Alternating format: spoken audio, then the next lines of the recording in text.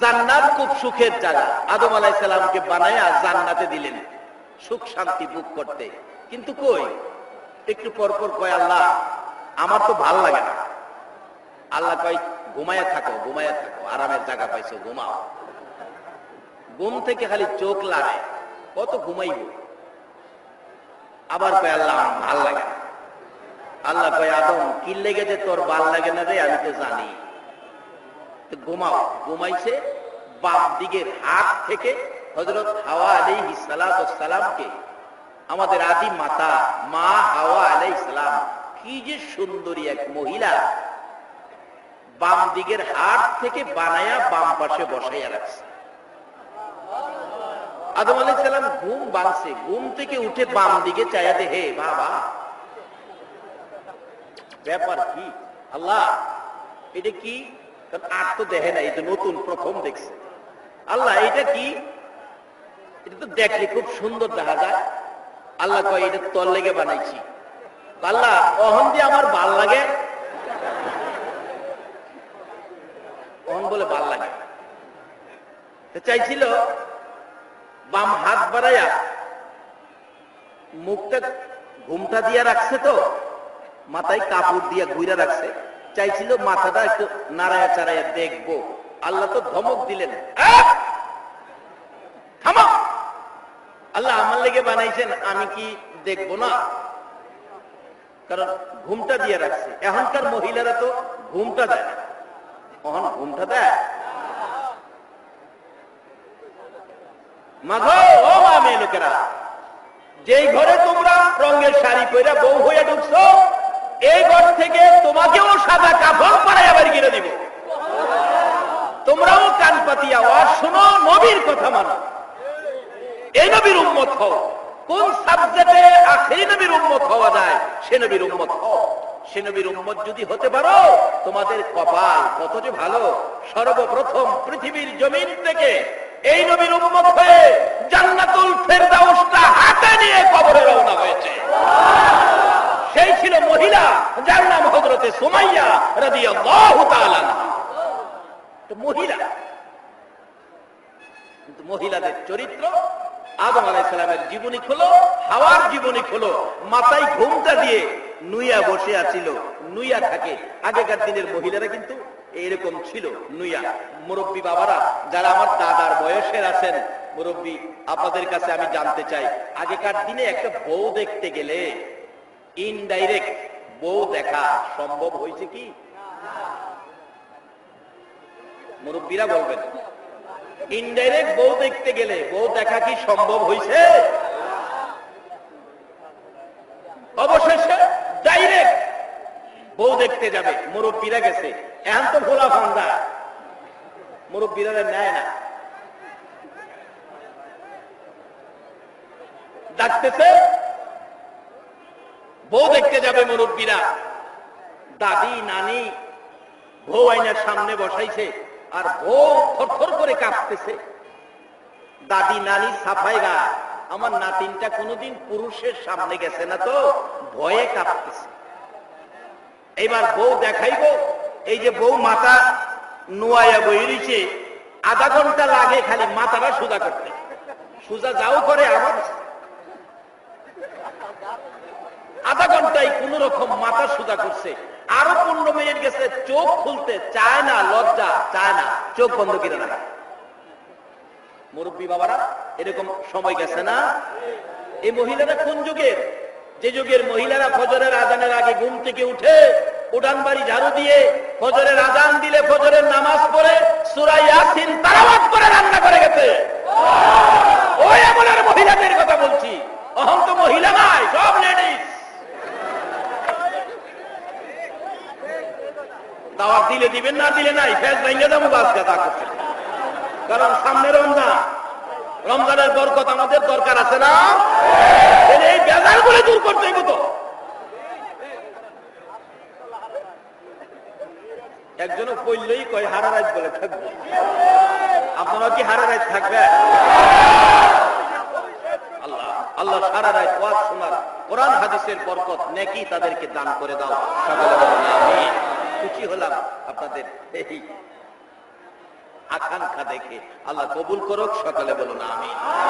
বলতেছিলাম তিনজনে ধাক্কাইয়া গা সোজা করতে পারে না, চোখ খুলতে পারে না, আবার লেখতে দিলে একটার জায়গায় আরেকটা লেখে। দাদি নানি বলে, দেখেন আমার নাতিনটা জীবনে কোনোদিন মানুষের সামনে গেছে না, তো বিদায় লেখতে পেস লাগাইয়া দিছে, হেরা সাফাই গাইতেছে, জীবনে কোনোদিন সামনে গেছে না। আর অহনের দিনের মহিলারা কি কন, জীবনে কোনোদিন সামনে যায় না। অহনের দিন বউ দেখতে যাবেন, 10 জন গেলেন আপনারা, বউ দেখবেন ওই মাথা সোজা করে দিবেন কোন সময়, বই দেখবেন নিজে গনে কয়জন আইছে। মাগো তোমরা অত্যন্ত দামি, তোমরা অত্যন্ত দামি মহিলা, জানো তোমাদের অবস্থান কোথায়? আল্লাহু আকবার বলো। বলতেছিলাম আদম আলাইহিস সালাম হাওয়া আলাইহিস সালামকে দেখার জন্য মাথা ঘুরাবে, ঘুমটা দেওয়াল তো, আল্লাহ ধমক দিলেন, কই হাত দিতে চাইছো তুমি? আল্লাহ আমার লেগে বানাইছেন, হাত দিব না। কই বিবাহ করাইতে হবে, তারপরে তুমি হাত দিতে পারবা, তার আগে নয়। কথা হলে বিবাহটা করাইয়া দেন। কই তাইলে আপনি মহারণা দেন, মহারণা। আদম আলাইহিস সালাম পকেটে আটা, মহারণা কই পাইব? আল্লাহ মহারণা কই পাবো, এখন তো টাকা টুকা নাই, কি দিব আমি এখন মহারণা? আল্লাহ কই মহারণা না দিলে বিবাহ হবে না। অবশেষে আদম নবী কাঁদতে শুরু করছে। হ্যাঁ হ্যাঁ হ্যাঁ, এই কান্দার অভ্যাস ওখানে আমাদের মধ্যে আইছে না, ওই আদমের কান্না।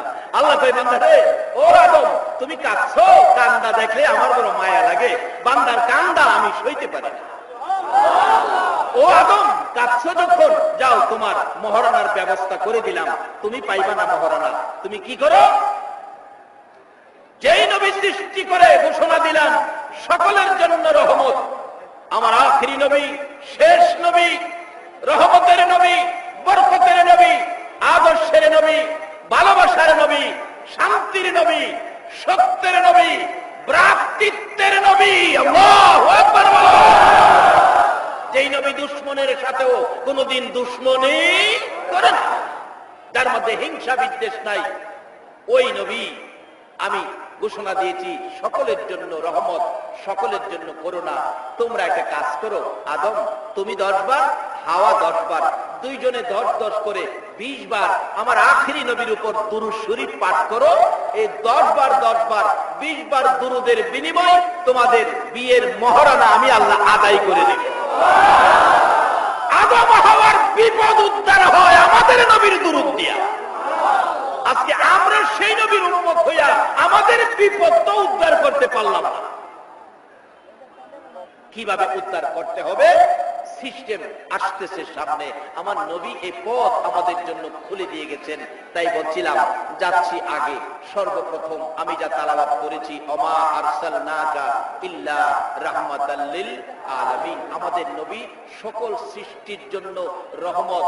কত যে রহমত, আমার নবীর ক্ষমতা যে কত, ইজ্জত সম্মান যে কত, সকল সৃষ্টির জন্য রহমত হিসাবে সকল সৃষ্টি আমার নবীকে চিনে কিনা বলুন? তার বাস্তব আমার নবী যদি দুনিয়াতে দাঁড়ায়া আঙ্গুল ইশারা করত, আকাশের চাঁদ 2 টুকরা হয়ে যেত।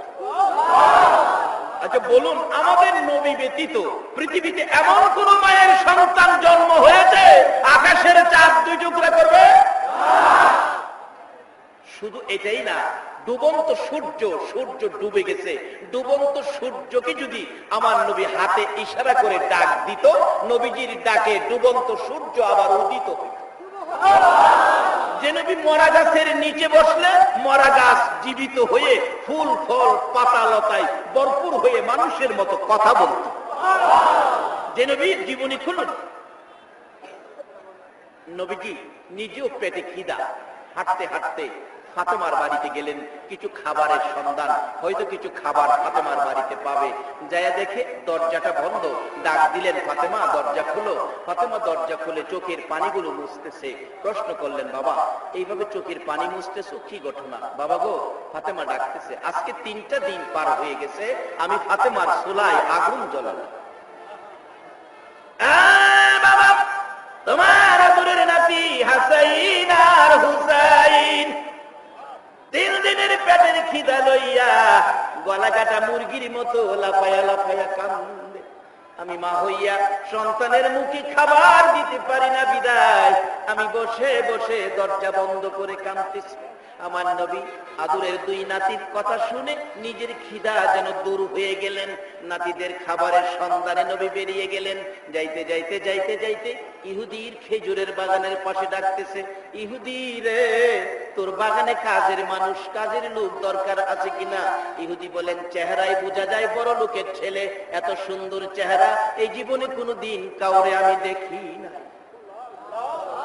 কে তুমি? পরিচয় কি? কোত্থেকে আসছো? ইহুদি, আমার আদরের নাতিরা কান্দে পেটের খিদায়, তোর বাগানে কাজের সুবিধা আসেনি, কাজ করতে দিবিনি? কাজ করতে পারবা তুমি? পারবো। কি কাজ করব? মাটির কুয়ার থেকে পানি উঠাইয়া গাছের গোড়ায় গোড়ায় দিবা। এক বালতি পানি উঠাইলে 3টা করে খেজুর দিব। নবীজি কাজে যোগ দিলেন।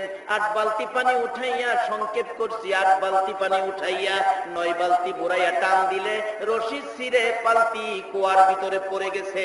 আমার নবী দাঁড়িয়ে আছে, পানি উঠাইতে পারে না, রশি ছিঁড়ে বালতি পড়ে গেছে।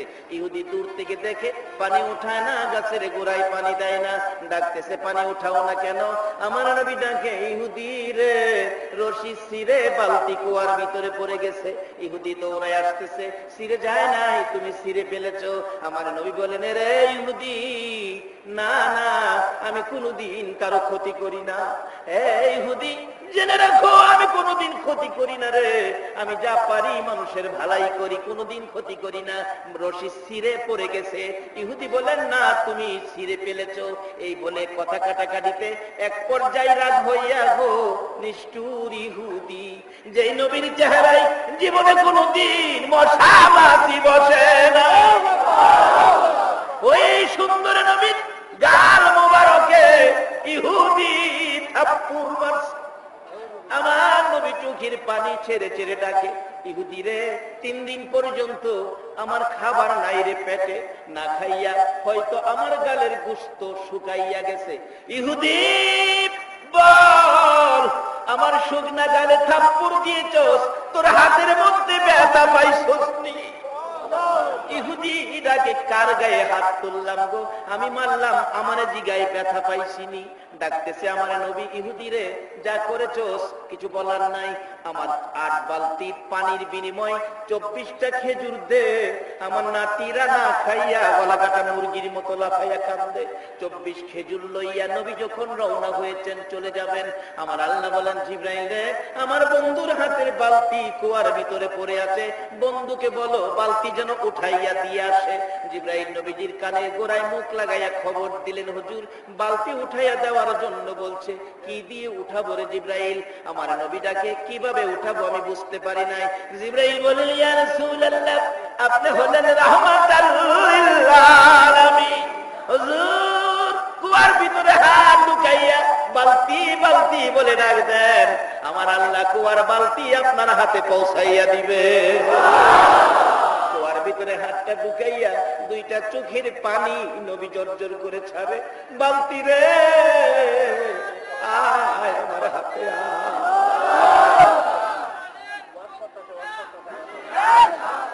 আয় বালতি, আল্লাহু আকবার বলেন, আয় আমার হাতে আয়। আমার নবী ডাক দিতে দেরি, কুয়ার ভিতরে মরা বালতি রাহমাতাল লিল আলামিন নবীর হাতে আসতে দেরি হয় না। বালতিটুকুন হাতে লইয়া ডাকতেছে, এরে ইহুদি, এই যে লও তোমার বালতি দিয়ে গেলাম। আমার নবী রওনা হয়ে যায়, আর ইহুদি একবার কুয়ার ভিতরে চায়, আবার বালতির দিকে চায়, আবার আমার নবীর পিছন দিক দিয়ে চায়। কার গায়ে হাত তুললাম রে? কুয়ার ভিতরে হাত বাড়াইয়া ডাক দিলে বালতি হাতে আসে। বুঝেছি, রহমতের নবী সারা কেউ হবে না। কি করলাম? কার সাথে বেয়াদবি করলাম? নিজের হাত নিজে কূপ দিয়া কাইটা লিছে। বাগান সাফ করতে হাতে তো দা আছে, কূপ দিয়া কাইটা বেহুশ হয়ে গেছে। প্রতীকের একটা মানুষ হাত কাটা বেহুশ, মাথায় পানি দিলে জ্ঞান ফিরল। কি হলো তোমার? তোমরা কি আখিরি নবী? না, আমার আখিরি নবী রহমতের নবীর কাছে নিয়ে যাও, আমার দুঃখ তার কাছে বলবো। নবীজির কাছে নিয়ে গেলেন, ডাক দিলেন, হুজুর আমি বেয়াদবি করেছি, যেই হাতে হাত কেটে ফেলছি, হুজুর আমার বেয়াদবির কি ক্ষমা হবে? রাসূল বলেন, ও ক্ষমা হবে তুমি যদি একবার পড়ো কালিমা লা ইলাহা ইল্লাল্লাহু মুহাম্মাদুর। ইহুদি কয় তাইলে বুঝি ক্ষমাও হবে? সুযোগ আছে, তাইলে একটা চান্স লইয়াইলেই হুজুর কালিমাটা পড়বো, যদি আমার কাটা হাত জোড়া লাগাইতে পারে। আচ্ছা আপনাদের ধারণা কি আমরা নবী পারবনি? যে নবী দুনিয়ার থেকে আঙ্গুল ইশারা করলে আকাশের চাঁদ দুই টুকরা, এই নবীকে হাত জোড়া লাগাইতে পারবো? আমার নবী ডাকতেছে, কও কি হাত জোড়া লাগাইলে কালিমা পড়বা? জি হুজুর, কথা দিলাম। আল্লাহ কয়, জিবরাইল আমার বন্ধুরে কও আমি এই চিকিৎসার অনুমতি দিলাম। সুবহানাল্লাহ বলো।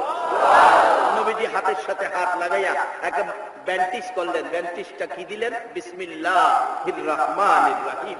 এই বিসমিল্লাহর ডলা দিয়ে হাত লাগাইলে ইহুদি হাত কানে আগের মতো আছে কিনা, তাই না দেহে আগের চেয়ে আরো শক্তিশালী হয়ে গেছে। ইহুদি সঙ্গে সঙ্গে নবী পাকের হাত ধরে কালিমা পড়ে মুসলমান হয়ে গেলেন। এই কাণ্ড কারখানা যিনি করতে পারেন, ইনার লকব উপাধি হলো রাহমাতাল লিল আলামিন। বাবা, এই নবীর রাহমাতাল লিল আলামিনের ওয়াজ করলে 6 মাস করলেও শেষ হবে না। সেই নবীর উম্মত আমরা দুনিয়াতে এসেছি। আমাদের উদ্দেশ্যে আল্লাহ কোরআন শরীফে একটা ঘোষণা দিয়েছেন। সেই ঘোষণাটা কি? কুল্লু নাফসিন যায়িকাতুল মাউত। আমরা সকলে একদিন মৃত্যুর কুলে ডলে পড়তে হবে, আমরা সকলে একদিন মরতে হবে। এই কথাটা কি রায়? মরতে হবে যে, এটা কি মানেন আপনারা? মসজিদ চিনেন? মসজিদ, মসজিদের মধ্যে একটা খাট আছে, শুধু মরা মানুষ নেয়, আছে না? এটা কই থাকে? এটা বাড়িতে নেয় না।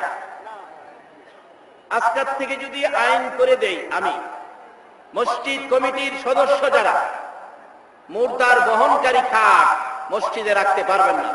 সভাপতির বাড়িতে 1 মাস, ক্যাশিয়ারের বাড়িতে 1 মাস, সেক্রেটারির বাড়িতে 2 মাস। সেক্রেটারি সাহেব দেখেন কইব, হুজুর আমি 5,000 টাকা দিলাম তো এইটা নিতাম না। সভাপতি সাহেব কইব আমি 10,000 দিব, এইটা নিতাম না। যতই এখানে ডাকাইবেন টাকা দিয়ে না নেওয়ার জন্য, বলুন একদিন আপনার উঠানে হাজির হবে কিনা? আব্দুল আলিম গান গায়া বুঝাইতে চাইছে, আমরা ওয়াজ কইরাও বুঝাইতারি না। আব্দুল আলিম গান গায়া বুঝাইছে, বুঝায় নাই? দুয়ারে আইসাছে পালকি, কয় না? কয় না? দুয়ারে আইসাছে পালকি, নায়রি দাও তুলে অগ তুলো মুখে, আল্লাহ রাসূল সবে বলো। কি সুন্দর গান ছিল, আরে গানের মধ্যে কত সুন্দর নসিহত ছিল। কই গেল সেই আদর্শ? কই গেল সেই গান? কই গেল সেই মুসলমানদের ঐতিহ্য? কোরআনের দিন পোলাপান গান গায়, সানডে মানডে কুলুস কইরা দেয়। কুলুস করবা বাতিজা, কুলুসের খবরই দেওয়া হয়েছে, কুল্লু নাফসিন যায়িকাতুল মাউত। তোমাকে পৃথিবীর থেকে কুলুস করে দেওয়া হবে, পৃথিবীর কেউ তোমাকে রাখতে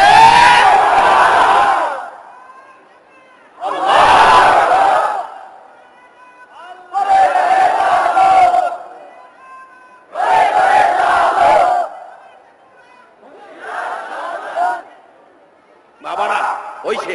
বাবা স্লোগান হয়েছে, স্লোগান দিলে ইসলাম হতো না। ওয়াজ শুনে আমল করো, তাইলে ইসলাম। এই চিন্তা করলে আমরা যে পৃথিবীতে থাকবো না, এই চিন্তা করলে আগেলে মুরব্বীরা কাঁদছে, কি বলে? মিছামিছি কাটাইলাম জিন্দেগি, বলুন মিছামিছি কাটাই,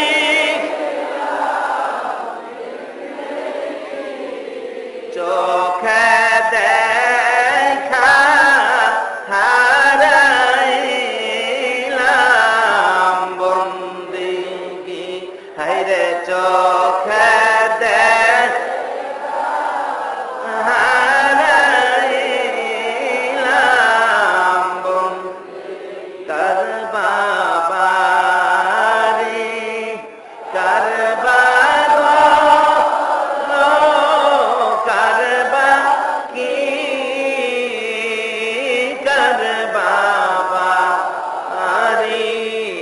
কার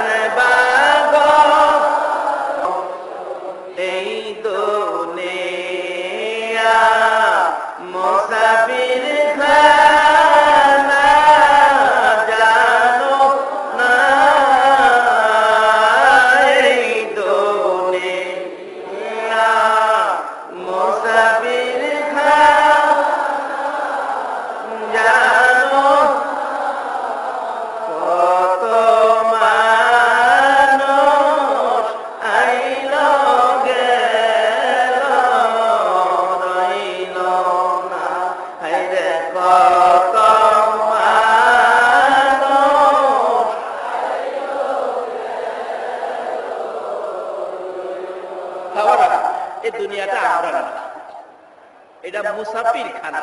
এদেশের সিস্টেম, মানুষ আসবে আর যাবে। আপনি কয়দিন থাকবেন একটু হিসাব করেন। এক ভদ্রলোক স্বপ্নে দেখতেছে, স্বপ্ন দেখেন না আপনারা? দেখেন নাই? কতজন স্বপ্নে কত কিছু খাইছেন? রোজা থাকতেও স্বপ্নে খায়, খায় না? আচ্ছা খায়েন, খুব খায়েন, রোজা ভাঙতো না, চিন্তা করেন না। রোজার মধ্যেই স্বপ্নে বেশি খাওয়া খাওয়াই হয়। স্বপ্নে কত কিছু দেখে, কত কিছু খায়। এক ভদ্রলোক স্বপ্নে দেখে তারা বাঘে দৌড়াইতেছে। বাঘে, বাঘ চিনেন না? নাইলে কালকা চিড়িয়াখানা যায়। বাঘ হেরে দৌড়াইতেছে, বাঘের ভয়ে এই যে দৌড়ে, স্বপ্নে কিন্তু দৌড়লেও দৌড় ফুরায় না, আবার কেউ ডাকলেও কি শুনে না। এই যে দৌড়ে দৌড় ফুরায় না, ডাকলেও শুনে না।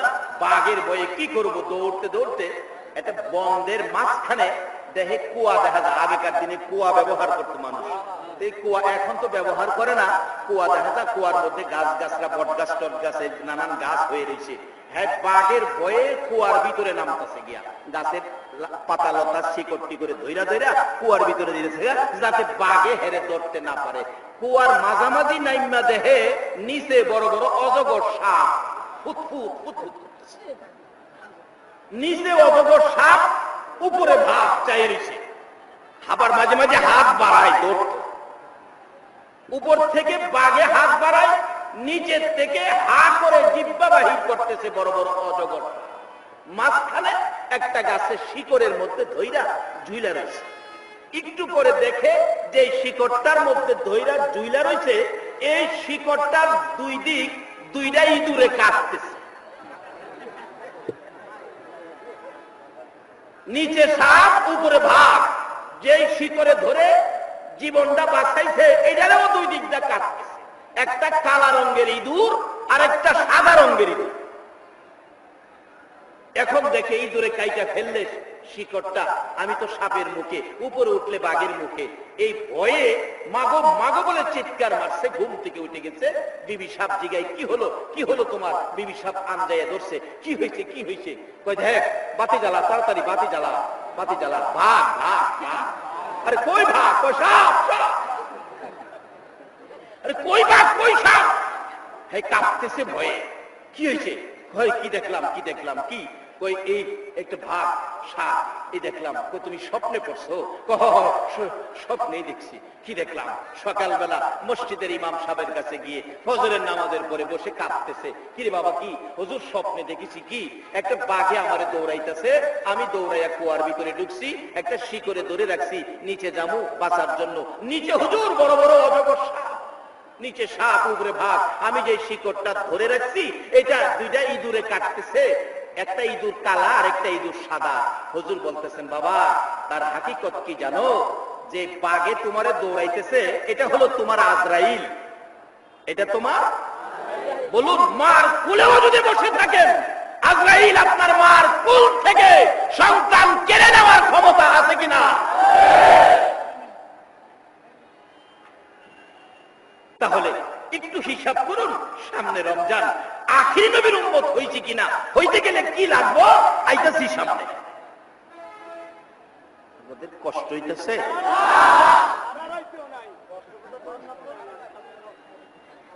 কষ্ট হইলেও বাবা কিছুক্ষণ কষ্ট করেন। এর বিনিময়ে যদি আল্লাহ আমাদের শান্তি দেয়, মাফ করে দেয়, আখিরাতে যদি আখিরি নবীর উম্মত বলে ডাক দেয়, এর চেয়ে বড় পাওয়া আর কি আছে? আর কিছু।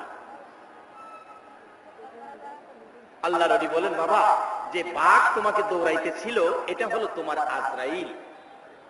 আর যেই কুয়ার ভিতরে সাপ দেখছো, এটা তোমার কবর। রাসূল বলেছে, এক একটা কবরে ৯৯টা করে সাপ। আর যে গাছের শিকড়টার মধ্যে ধরে রাখছো, এটা তোমার দুনিয়ার হায়াত, এটা হায়াত। হুজুর দুইটা ইঁদুরে কাটতেছে, এটা তোমার হায়াতের দিন এবং রাত। দিন হলো সাদা ইঁদুর, রাত হলো কালা ইঁদুর। এই যে টপ টপ করে রাত দিন যাইতেছে, আমাদের হায়াত বাড়তেছে না কমতেছে? বলুন।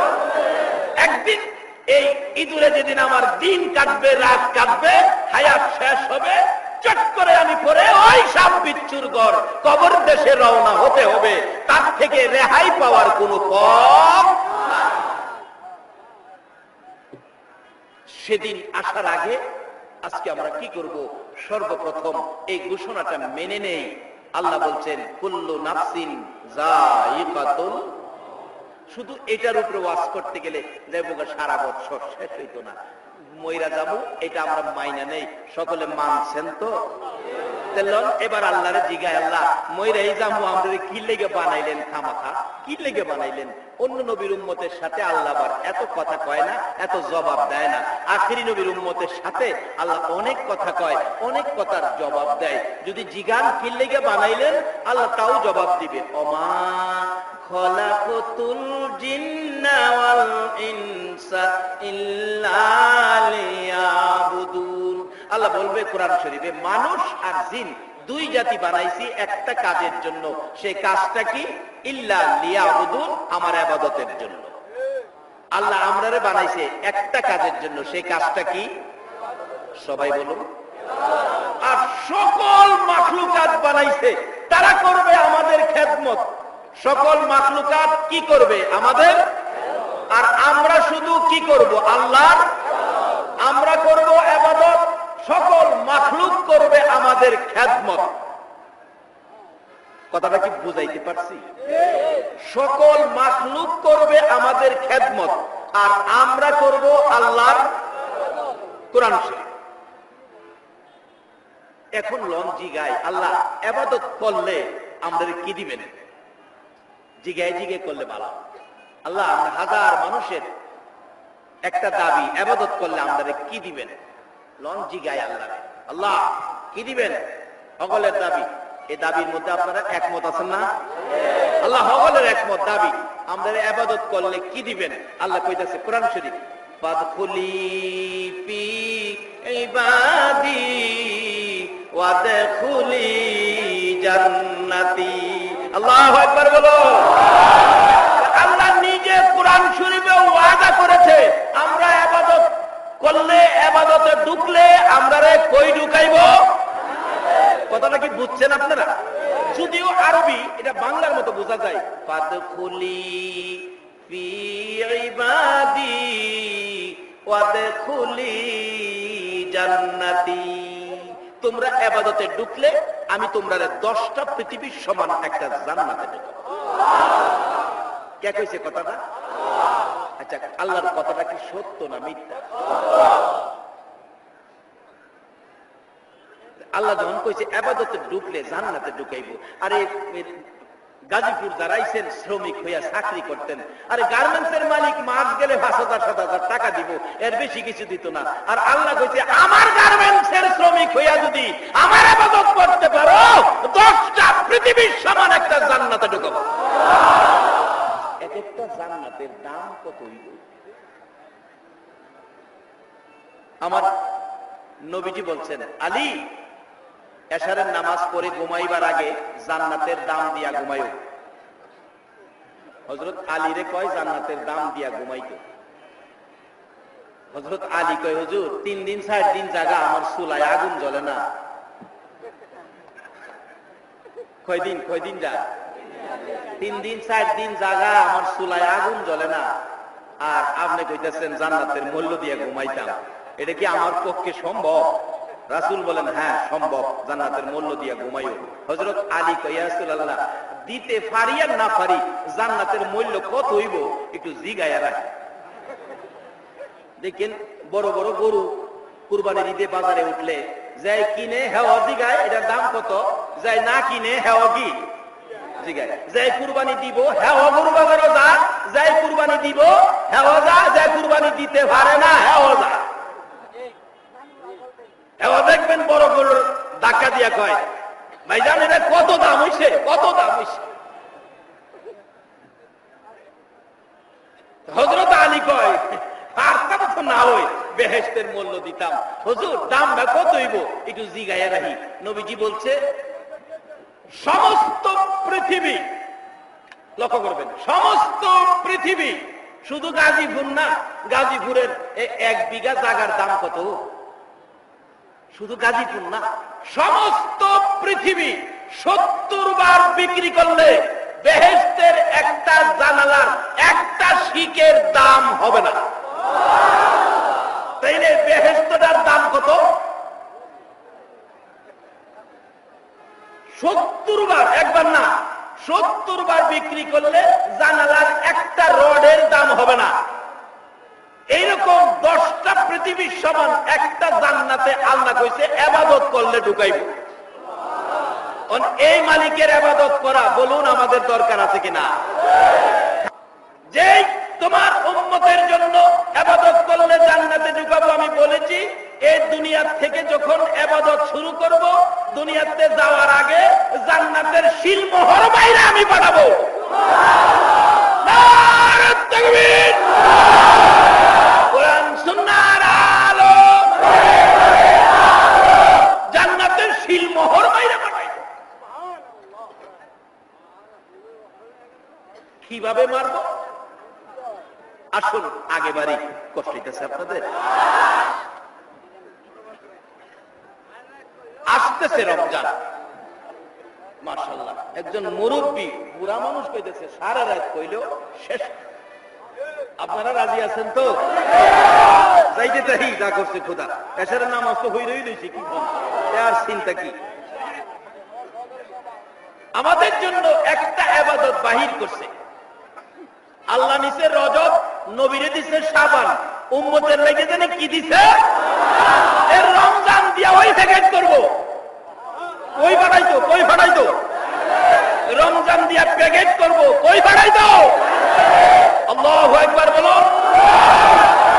আল্লাহ কই বন্ধু এই প্যাকেট করতেছি তোমার উম্মতের জান্নাতে পাঠাবেন লাগা। দেখেন জান্নাতের নমুনা কি?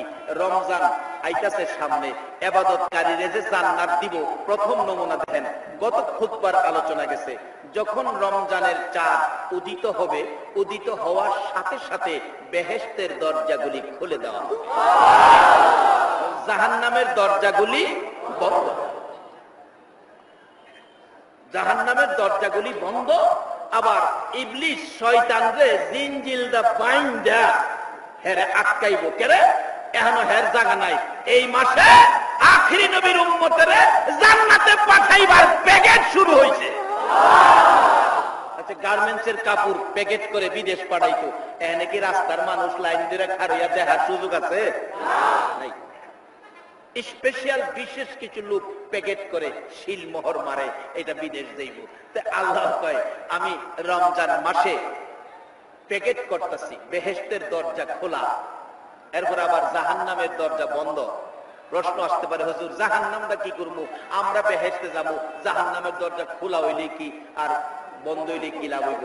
বন্ধ করার কারণটা কি? কারণটা হলো রমজানের ইজ্জত রক্ষার্থে জাহান্নামের দরজাগুলি বন্ধ।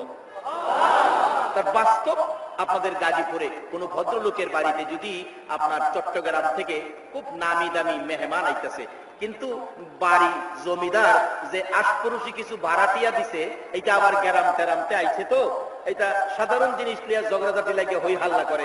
দেখবেন বাড়িওয়ালা সকালে উঠিয়া সকল ভাড়াটিয়ার ঘরে ঘরে যায় কয়, দেখ আল্লাহর দয়া লাগে আজকার দিনটা তোরা মুখটা বন্ধ রাখিস। কথাটা কি বুঝাইতে পারলাম? বাড়িওয়ালা তার নিজের ইজ্জত রক্ষার্থে ভাড়াটিয়ারে গিয়ে অনুরোধ করে, তোরা আল্লাহর দয়া লাগে আজকার দিনটা মুখটা বন্ধ রাখিস, আমার একজন বিশেষ মেহমান আইব, তোরার মুখ খারাপ, মুখ ভালো না, তাই না আমার ইজ্জত থাকে না। আমার আল্লাহ কয়, জাহান্নামের মুখ ভালো না, মুখে দুর্গন্ধ। এই রমজান মাসের ইজ্জত রক্ষার্থে জাহান্নামের দরজা 30 দিনের জন্য বন্ধ করে দাও। হুজুররা আছে জিগাইয়েন কালকা মসজিদে, জাহান্নামের দরজা বন্ধ, জান্নাতের দরজা খুলে দাও। এখানে শুধু ওয়াজ করলে যাইব সারা রাত ওই ঠুমতে ওয়াজ। শয়তানরে বাইন্দা থুয়ে রাখছে। কইবেন হুজুর শয়তান বানলো, অনেকে রোজা রাখে না। শয়তান বাইন্দা লেগেছে, হ্যাঁ রোজা তো বন্ধ করতে পারলো না, রোজা তো রাখছে না, তো পারলো না বন্ধ করতে। কেমনে বন্ধ করবো? সারা বছর সারা মাস শয়তানের লগে মিলামিশা চলছে না। হ্যাঁ যখন বাইন্দালা যা বালা হ্যাঁ কইয়া যা কইরে ভালো 11 মাস তোরে বলছি না, একটা নসিহত ছাড়িস না। 11 মাস তোর লগে চলছি, একটা মাস আমারে বলিস না, বুঝা হইনা চলিস। জাগাবালা কইয়া যা, আমার তো আটকে এলেছে, তুই বুঝা হইনা চলিস। এই হে বন্ধুর খাতিরটা যারা ছাড়তারে না, হেরা ওই রোজাটা রাখতারে। বলুন, ইবলিসকে বন্ধু বানাবেন না উম্মতের কান্ডারি গুনাহগারের বন্ধু নবী মুহাম্মদুর রাসূলুল্লাহকে বন্ধু বানাবেন? যে নবী জীবনে কোনদিন রাত্র ভরে ঘুমায় না, জীবনে কোনদিন পেট ভরে নবী খানা খায় না, জীবনে কোনদিন ভালো বিছানায় নবী পিঠ লাগায় না। শুধু এটাই শেষ নয়, আমার নবী ঘুমের ঘরে ঘুমিয়েছেন। আম্মা জান আয়েশা সিদ্দিকার জীবনী, আম্মা জান আয়েশা সিদ্দিকা বলেন, গভীর রাত্র আমার পাশের বিছানায় নবী ঘুমিয়েছিলেন। জিবরাইল এসে ডাকে, ইয়া রাসূলুল্লাহ, এইভাবে যদি আরামের শুয়ে শুয়ে খালি ঘুমাইতে থাকেন, আপনি কি উম্মতের জন্য নাজাতের কান্নাকাটি করবেন না? আমার নবী উম্মতের কথা শুনে মা আয়েশা সিদ্দিকাকে ডাক দেয় নাই, বিছানার মায়া করে নাই, বাড়ি ঘরের মায়া করে নাই। আমার নবী উম্মতি উম্মতি বলে চিৎকার মেরে ঘরের দরজাটা খুলে বেরিয়ে যাইতেছে। মা আয়েশার কাছেও নবী কথা বলল না।